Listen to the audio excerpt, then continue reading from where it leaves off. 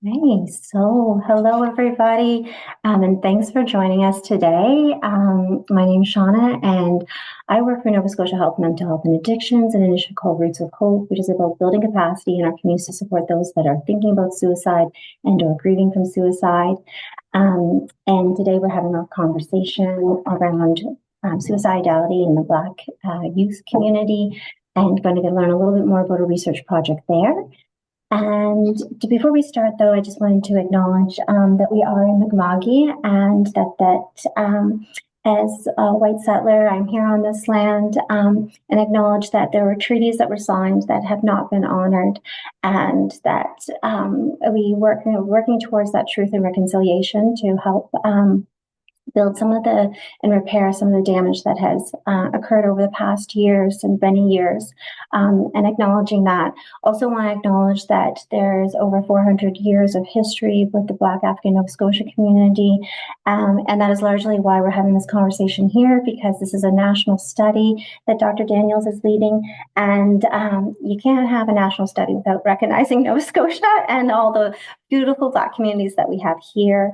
And just in the context of suicide prevention, I want to note how some of the colonization and the historical damages that have happened in our communities have contributed to suicidality for many people. And we cannot really do true suicide prevention without acknowledging that and building program services and empowering communities to be able to support suicidality and those that are experiencing that in community, and those that have lost folks to suicide. And so just to bring in a little bit of context of what today is about, this is one of a few conversations that we've hosted with different researchers that have been working around helping us understand how to support those that are thinking about suicide. And this is an opportunity to learn about this particular research project that's focused on understanding suicidality with Black youth. So we're going to be talking about that research project. The research project is underway, so we're not talking about results or findings at this point, but to give an opportunity for you to meet the researchers involved in this project. Getting involved in research can seem overwhelming, it can seem scary, and especially in a topic that's so personal, around like suicide, sharing your story can feel really overwhelming and can feel unsafe. So we want to give this opportunity to meet the researchers, so that for those that feel like that this is something that where your story can contribute to our understanding of this topic, you'll have met these folks and know how to participate in that research. I know that there's going to be people on this call too that are allies and that are not from the Black African Nova Scotia community and who are wanting to support folks that are experiencing suicide from all different types of communities here. So I'm going to put out a call to this book here, which is called "We Were Not Built to Break: Racially Affirming Care for Black Children, Families, and Communities." And this has been recently published by Dr. Daniel. So congratulations. It just came out in December 2025. I'm about halfway through it. I haven't gone into the good chapters yet where we talk about the strengths in the community, but I'm partway through there. But it is an excellent resource for anybody who wants to better understand the life stories and histories of what it means to be Black in this country. And although it's so, if you're a therapist or a clinician, it's not going to teach you how to do CBT particularly, but it's going to teach you what it means to be and walk the path of those that are Black. And, just acknowledging that, when we are supporting folks from different communities and different backgrounds, that our clients aren't meant to be there to teach us what that is like and what that feels like, that we have to do our own work in understanding as best as we can so that we can help support in the best way. So I wanted to do a call out there. So I'm going to introduce Dr. Daniel and Darrell right now. So I'm going to read this here. So Dr. Beverly-Jean Daniel is an associate professor in the School of Child and Youth Care at Toronto Metropolitan University. She holds a PhD in suicidality and equity studies in education from OISE, University of Toronto, a master's in counseling and psychology from the University of Toronto, and a Bachelor of Arts honors from York University. In addition to these, she's obtained a graduate certificate in Women and Gender Studies from the University of Toronto. And Mr. Darrell Bowden is an experienced equity, diversity, inclusion, social justice educator with a demonstrated history of working in the higher education industry.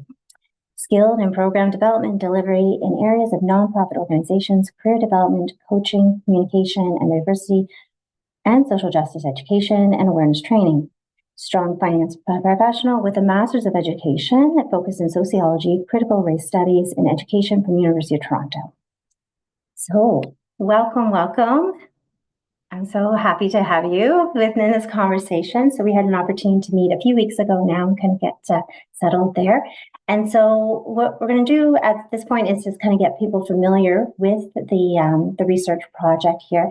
And I actually wanted to share just a little bit from your book, Dr. Daniel, We Were Not Built to Break. And when I was reading this, it really struck me of how important the research that you folks are doing is in helping support people from Black African Nova Scotian communities with suicidality. So in the chapter 3, the context of Black children, youth, and families, you say service providers' experiences of dealing with families in crisis may potentially reinforce the negative belief that Black youth and their families experience high levels of instability simply as a matter of choice.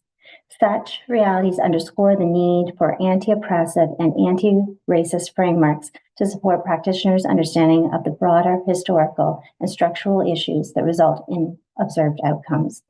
So when I read that, I think when the word crisis comes in, and I work in the area of suicide prevention, I think of young Black folks in crisis with, thinking about suicide.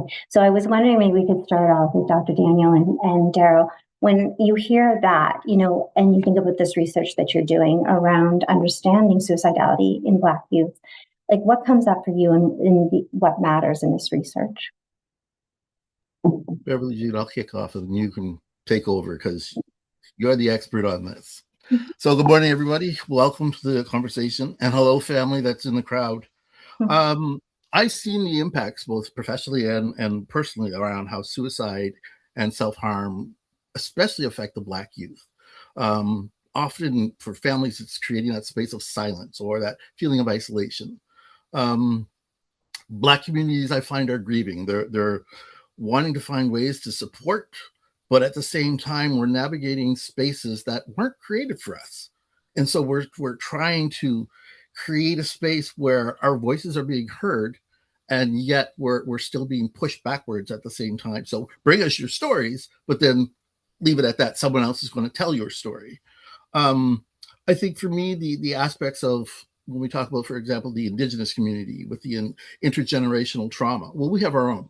We have a sort of a historical legacy of slavery that's operating for us. And how are we as providers practicing in a way that allows our communities to feel that they're being heard, respected, and that the conversations are centered on them. And it's about prevention, not just about tell me your story once again. So they're being re-victimized. Thank you, Darrell. So folks, good morning, good afternoon. I'm in so many different time zones. I would like to highlight the presence of one of the other researchers on the project here, Dr. Alana Butler, who is at Queens, and she's in the audience with us. So Alana, if you're able to unmute and introduce yourself, come on camera, introduce yourself.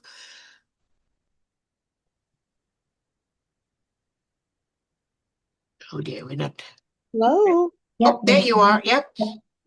It says that the host won't allow me. You cannot start video because it's disabled by the host. So anyway, I'll just introduce myself. I'm a colleague of Dr. Daniel since 2014.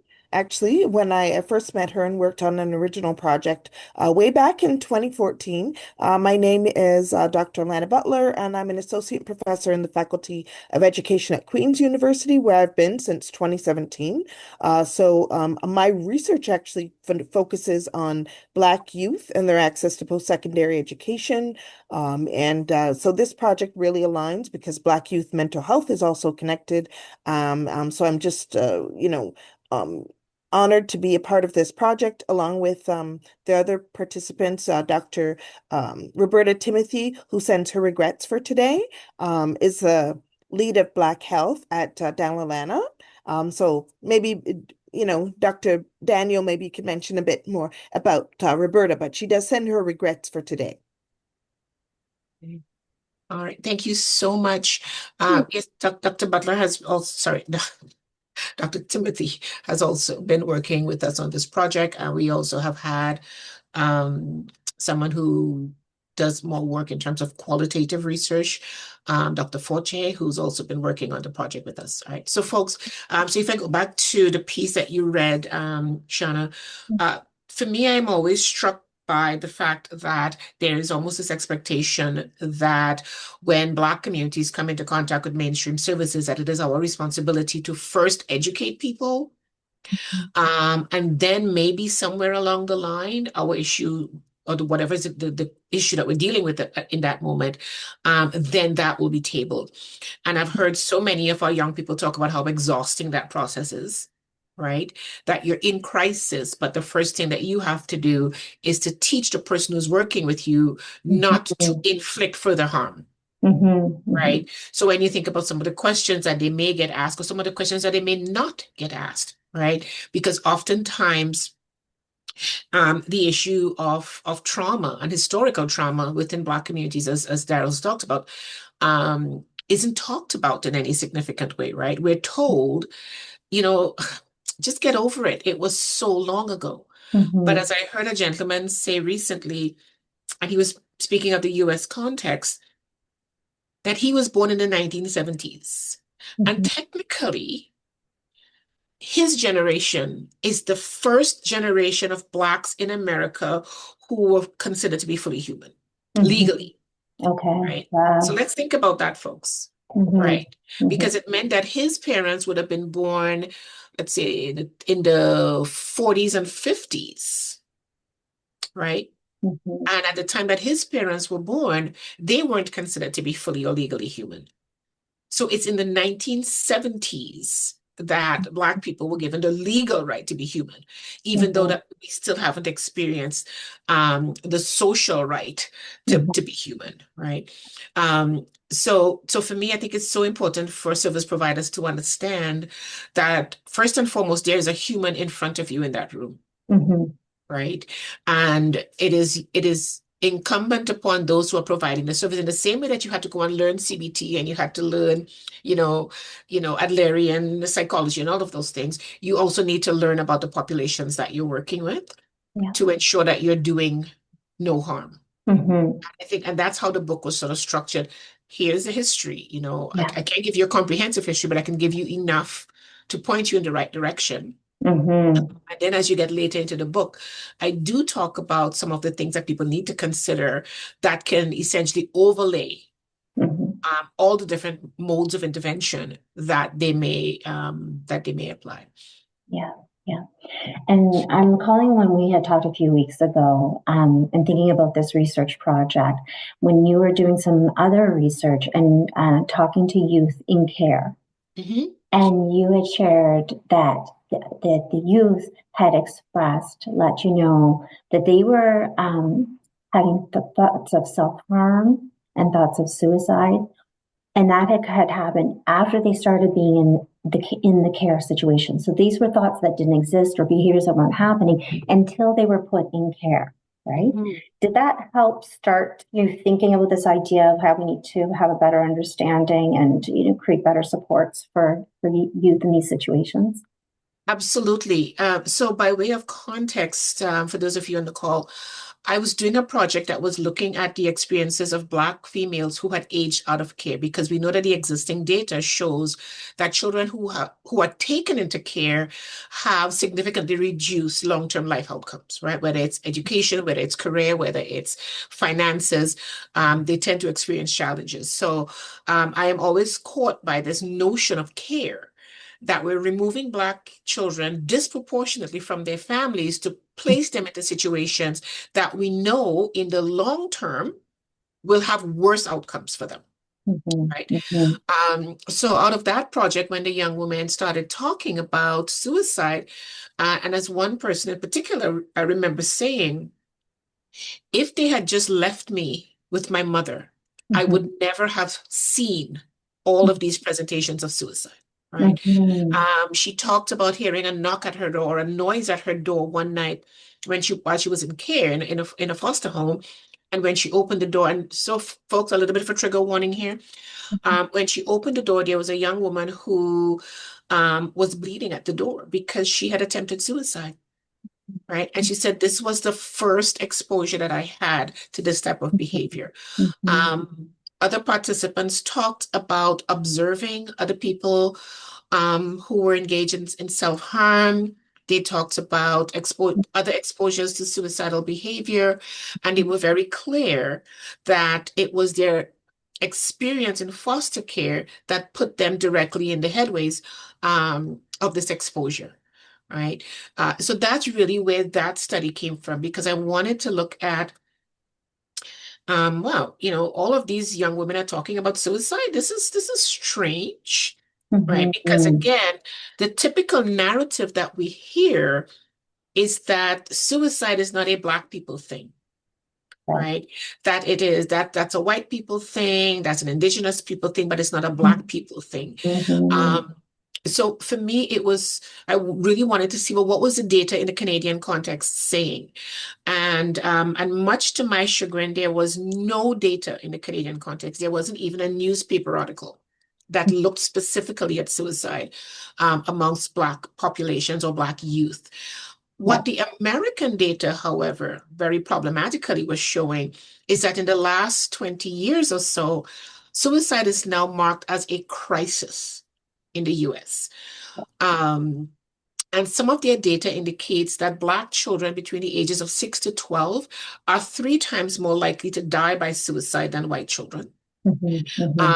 Black youth ages 15 to 19 now have the highest risk of suicide, right? So when you think of those numbers, it doesn't align with sort of the social narrative that Black people don't do that, right? So out of that, I then hosted a couple of town halls in the GTA with some members of the community, and they all talked about suicide and the knowledge of young people dying by suicide.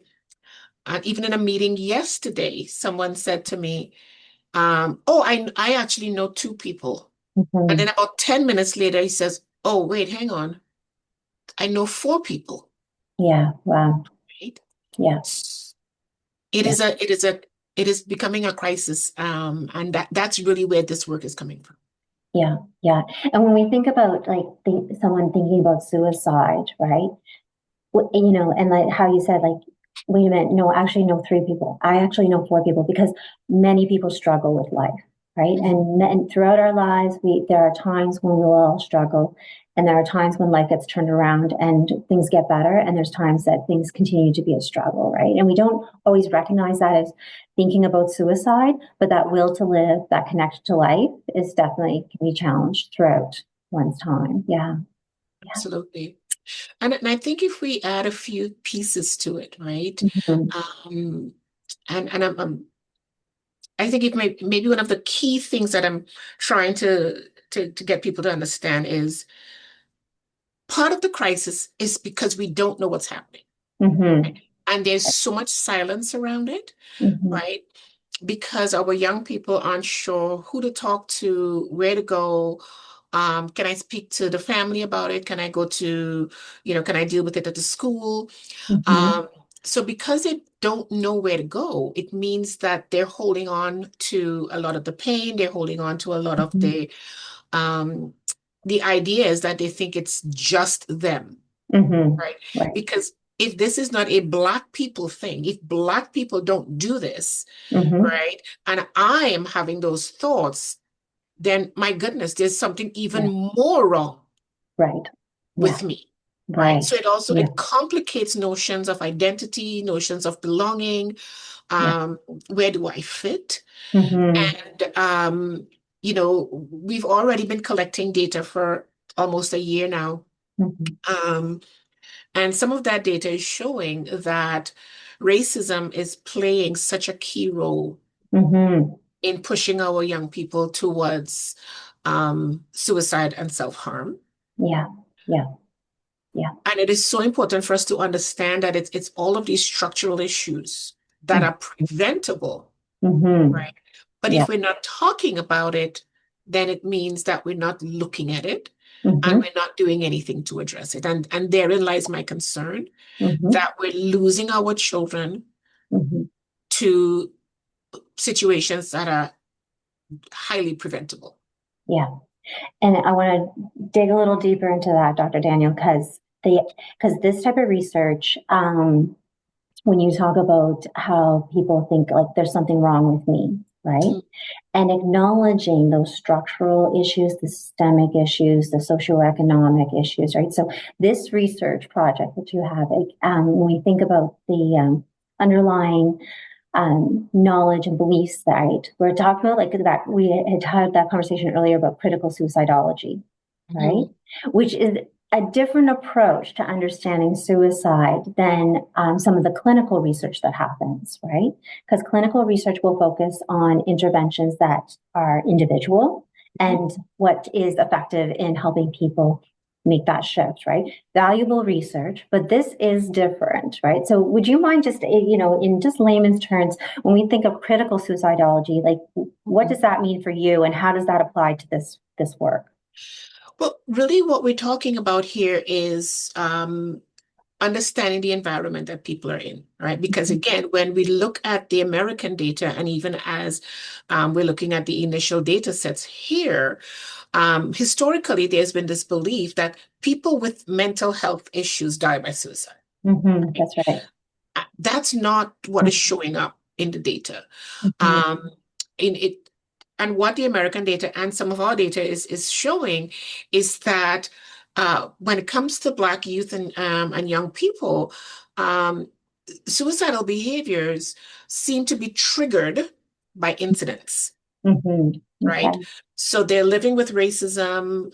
If I think of an example of a young man who he's in the school, he's only been in Canada, he's migrated from Nigeria, he's been here for a few years. But he's experiencing so much racism at school. He's the only Black child in his grade.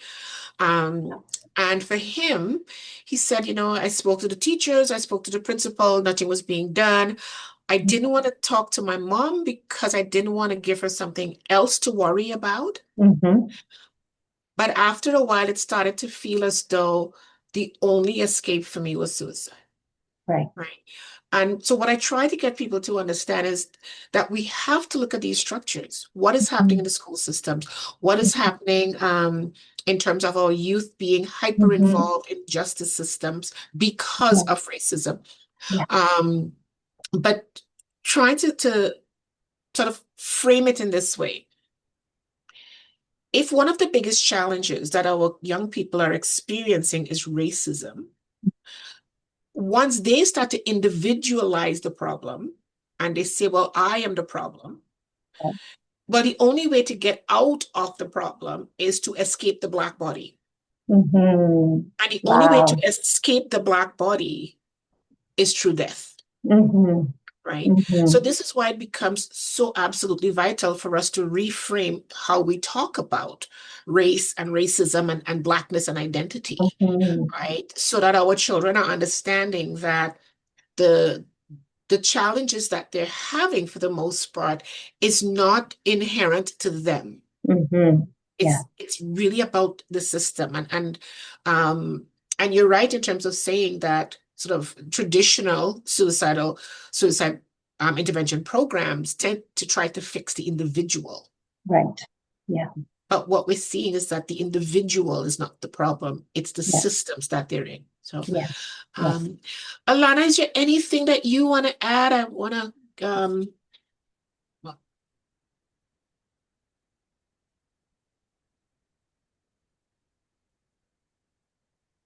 okay, she may have stepped away for a bit. So go Okay. ahead, Shirley. Yeah. So when you think about your research, and you're collecting all this really wonderful information, understanding people's experiences with this in community, what would be some of your hopes? Like, what are you hoping that will come out of this research? And like when we think of mobilizing the research, what is some of the goals or hopes you have for this?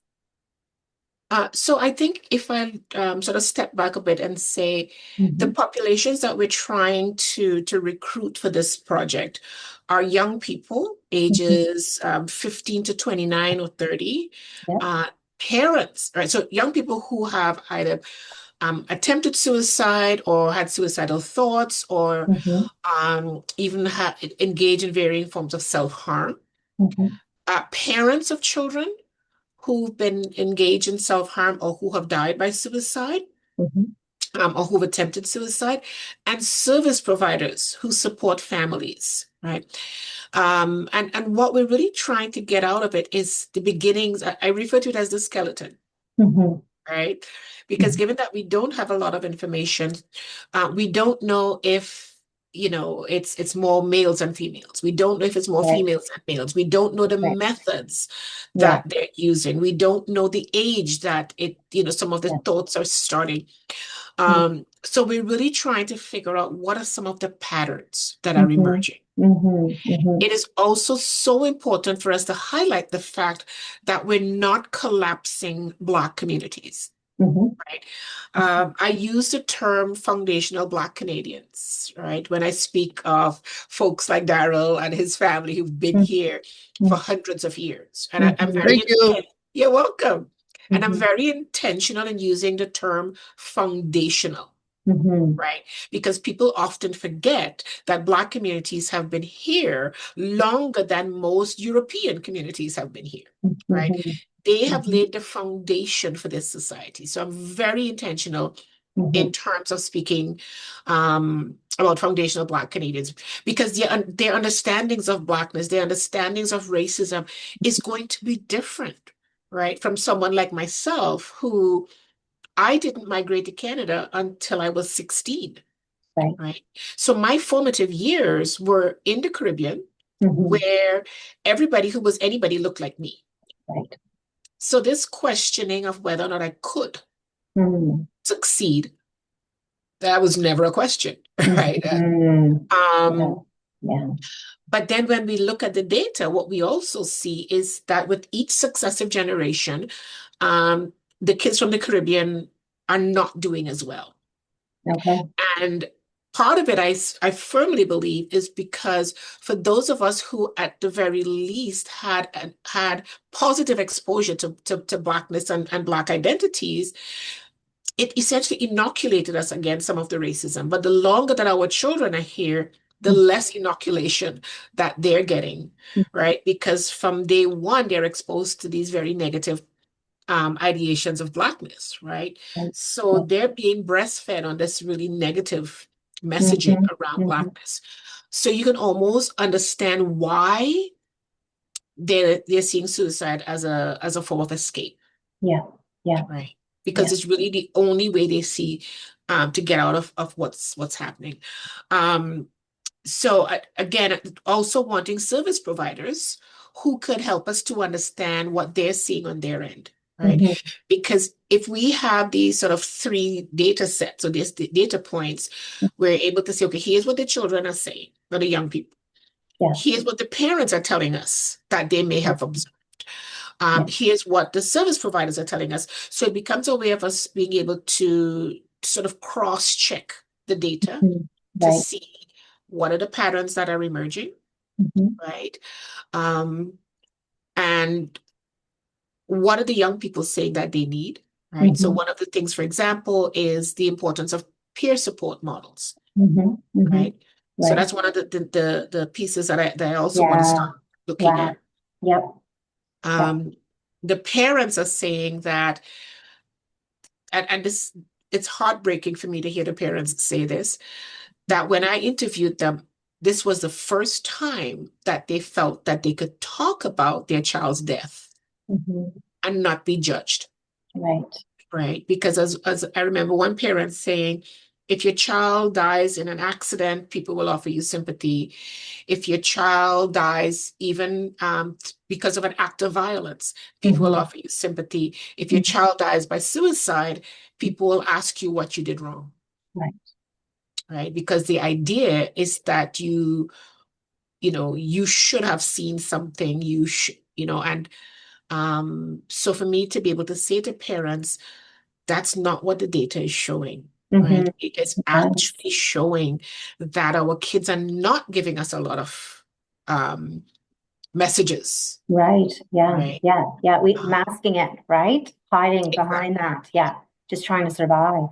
Exactly. And Yeah. I think when we look at the idea of which I constantly critique this notion of resilience, Mm-hmm. right? That Black people are supposed to be resilient because we need Right. to and we have sayings, right? Suck it up. All right. In the Mm-hmm. Caribbean, we say bang your belly, right? Okay. Or wrap your head, Yeah. right? So when the pain comes, don't release it. Just Mm-hmm. tighten it into your body. Um, but our children are not able to do that Mm-hmm. because they're living in a world where they're constantly exposed to the toxicity of racism. Yeah. Um, so this project is really about trying to paint a picture of what is happening with the different communities. So the foundational Black Canadians, to look at what's happening with those who have migrated from the Caribbean, to look at what's happening with those who are migrating from different parts of continental Africa. So what we're also seeing, for example, is high rates of suicide in the South Sudanese community out in Alberta. And Okay. they're saying it's about 1 to 3 a month, right? That's a Yeah. lot. That's a lot. Um, and then I question, if you have children who have migrated from war-torn areas Mm-hmm. and landed here Mm-hmm. where they should be feeling relatively safe, Yeah. but this is when they're dying by suicide, Yes. Yeah. It doesn't make sense, does it? it doesn't make sense. Yeah. Right? So there are so many unanswered questions. So this study is really just starting to build the skeleton. Mm-hmm. And we've really been wanting, especially to have parents' voices at the table. Mm-hmm. So we can understand, how do we support the survivors? How do we give parents the freedom Mm-hmm. to step up and say, I am struggling with my child. Yeah. Please help me. Mm-hmm. um, and that they're not going to have to spend time telling people about what racism is and isn't. Mm-hmm. That's Right? right. That's right. Yeah. Yeah. Yeah. Yeah. And in Nova Scotia, we don't collect any race-based data on suicide deaths, right? And I think, Dr. Daniel, you found that across the country, Yeah. no medical examiner's office or coroner's office is collecting race-based data on Black I know suicidality. it's just started, I think, a year ago in Ontario. Okay. Okay. And in the meeting that I was in yesterday, a colleague was suggesting that I reach out to the Okay. coroner's office again. Yeah. Yeah. So those are some of the things that we're looking at. Yeah. So in this research, collecting the stories and people's experiences with suicidality is really important. And Darrell, we're going to get you talking now. You're not gonna escape this in silence. But can you tell us, Darrell, because you're here in Nova Scotia, and you'll be doing some of these interviews with folks and collecting their stories. Tell us a little bit just about the research project. Like, so what is so I just mentioned that there's going to be interviews. Is that the main research method you're going to be using? What is those interviews going to look like? Dr. Daniel had mentioned some of the criteria of who you're looking for to interview, but will you speak a little bit on that for us? Well, for me, the reason why, when Dr. Daniel introduced me to this idea, aside from the fact that I have boots on the ground and I'm a Black Nova Scotian, it's like you've got a connection to the community. There was elements of the project that really stood out for me in terms of, thinking about what leads Black youth to suicide? What are some of those stories? What are some of those things that we need to hear? I know that Dr. Daniel mentioned the information about immigrants coming to the country and how long it takes. A research study done by Carl James looked at the Black community in terms of their levels of becoming sort of apathetic, and saw that by third generation of being here, the apathy actually has grown in, has been kicked in. So again, it's an opportunity for us to dig into the historical natures, as especially for the Nova Scotia community, because we have been here, and it's like we're thriving in a way where we're having to assimilate year after year after year in ways that don't always allow us to actually move forward. But then there's that method, that idea of resilience, right? Teach them how to be resilient. Well, we've been resilient. You can't really teach a Black person how to be resilient because we've been navigating this space for so long. So it's about how do you help us to flourish is where my thinking is. And that's kind of what I'm looking at with the study is how do we pull together the elements of the impacts on the community and on children, and then what are the ways that we can use that to find out how to build some protective measures or to build some practical things in terms of service agencies and whatnot to be able to support the youth. It's really about getting them to tell their stories and have this feel like it's their story. So that's another reason that I'm glad Dr. Daniels has pointed out, us as foundational Canadians, and this is the first time I've been called a foundational Canadian, I have to admit, but for those of us that have been here for a number of years, I've experienced a lot. It's an opportunity for us to really tell our stories in a way that sets us out differently. Not to say that we want to be treated or seen or completely different from the African and the Caribbean experiences, but the 400 years of experience that we've had makes us a very special group of folks that, again, when we're talking about the community, there are other ways in which we have to direct and divide our attentions to work with those populations. Right. Excellent. And so for people that maybe have never participated in a research project before, right?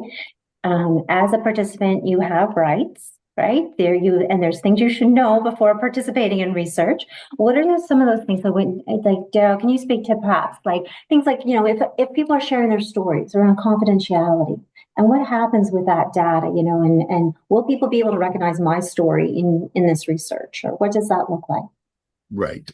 I mean, it's always important. It's like anybody that's been on the sort of the community of being marginalized, underrepresented, not being able to have their voices heard, always feel as though that story is going to be somehow used against them.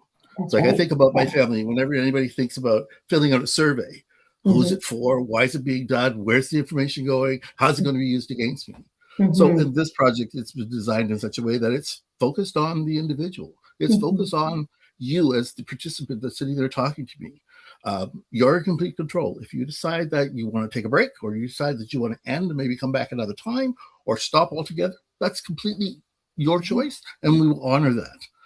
I think the thing that makes this project special for me is that we're really angling it from a social model rather than the medical model. So we're moving that sort of clinical medical sort of practice of you need to tell me this in order for me to give you something to a space of, hey, we want to hear from you so we can actually support what's taking place, what's happening down the road. So there's those sorts of things. If somebody is feeling uncomfortable, like I said, it's a non-judgmental space. We're not going to use it against them or say you can't leave or anything like that. It's more a matter of allowing the person to tell the story and help shape what we get and using what we have. If they've given us 10 minutes of talk time, we'll use that information in a way that helps further the study and talk further down the road as to where we're going. The information in terms of what it's being used for, the information will be completely anonymous. That we won't use anyone's names or try to identify an individual. And depending on the size of the population that we might be working with, we may actually, just include that information with the larger survey without even identifying that group. Because again, we are trying to ensure that there is some heightened levels of confidentiality for folks. So things like transcripts and audio recordings and things of that nature that we may take so that we can analyze and use the data afterwards, those will be destroyed fairly shortly after the results are published. So that we can, again, we live up to our obligation of, we said we're going to do it, we're going to make it happen. Mhm. And do you folks anticipate any, like using any direct quotes in your research publications and that sort of thing? And would a participant be reached out to see if that quote is okay? Or would you just de-identify the quote so that it would be almost impossible to connect it to any person? Or any thoughts around that? Well, so we will use quotes, Mm-hmm. but because essentially once we've completed an interview, um, every file is given a code, Mm-hmm. right? And literally not even Darrell will know. Mm-hmm. If he conducts the interviews, he will not know Yeah. who's, what is the code for the file, Right. right? Okay. I have a master sheet, Mm-hmm. right, that I keep. And so every file is given a code. And so when we use a quote, we're not saying, Darrell said and Shauna said, right? Right. We're also going to be changing names, Mm-hmm. right? So you will never be Shauna, you will never be Darrell, right? Mm-hmm. And even if the population is a small population, we will not be providing identifying details such as, the person lives, in Preston. No, Mm-hmm. we will not be putting that type of information Mm-hmm. into it, right? So, um, and at any point in time, if someone decides that they no longer want their data to be used, we can just go in and remove the data, Mm-hmm. right? Right. But I just wanted to really quickly follow up to a question I did ask earlier. Yeah. So not only are we doing individual interviews, Okay. if possible, we would love to be able to do some focus groups, even though we know that can be Mm-hmm. a bit more Mm-hmm. uncomfortable for people, Yeah. right? We're putting the option out there. Okay. The other piece that we're now starting to build towards is developing some surveys. Mm-hmm. And what those surveys will help us to also look at would be prevalence rates, because we don't even know that. So Right. separate and aside from those who we're interviewing, we're hoping that these surveys can go out to as many Black youth as possible. You're Mm-hmm. standing on the street corner and you run into a Black youth, hand him a survey, right? Mm-hmm. Right. Right. You go to church on Sunday morning, just as sisters and brothers and are walking in, you send everybody Mm-hmm. a survey and say, Mm-hmm. please complete this, because Yeah. we understand that our community has been researched to death. Mm-hmm. Mm-hmm. We understand that our communities have been exposed to various forms of medical malfeasance. Um, so we understand people's hesitance, and this is why I think these types of conversations are important, so that people get to know who's doing the work, why are we doing the work, what are we trying to do. We're really foundationally, for me, this project is about, I do not want to lose another Black child. Yeah. Right. And it's personal for me as well, because two of my students died by suicide. Mm-hmm. Right. And the one that is most difficult for me is the one who came to see me in my office one day at work, and I wasn't there. Mm-hmm. And she died by Yeah. suicide that night. So Right. I am forever stuck with the question, if I had been on campus that day, Mm-hmm. might she still be alive? I don't know. And I will never know. Yeah. Right. So foundationally, we need to paint a picture. We need to think about how this work can influence policy, how it can influence um, practices, programming, access to service, how it can inform decision making at various levels. Mm-hmm. And yeah, so that's what we're trying to do. We're trying to build that foundation to say, hey, we need to save Black children. Yes. Yes. Thank you, Dr. Daniel. So we're getting to about our last 10 minutes here. I'm going to put on the screen, folks, how you can get in touch with Dr. Daniel and then get in touch with Darrell, so that if this is feeling right for you and you want to be part of this work and helping build the understanding of how to better support Black youth who are thinking about suicide. I think for me, this conversation, has really highlighted this cannot be done without you folks. right?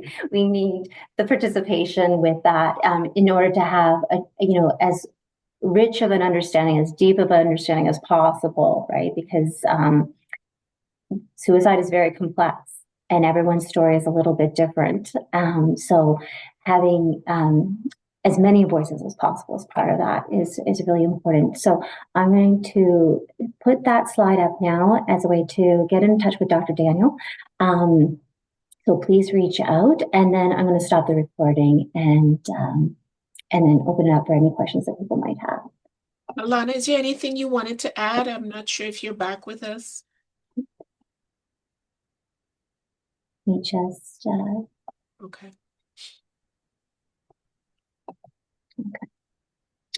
Okay, I see I'm able to unmute. Okay. Thank you, Dr. Daniel, for allowing me to participate in the study. And we just encourage everybody to get in touch with the team to participate. And we're very excited about the possibilities of working with all of you. And we want to thank Dr. Daniel for the work today, and Darrell Bowden also for their contributions today, and also you, Shauna, for hosting. Thank you so much for hosting. Look forward to having more conversations with everyone about the project. Thank you, Dr. Daniel. Thank you. So I'll just give a few more seconds there. There's Dr. Daniel information.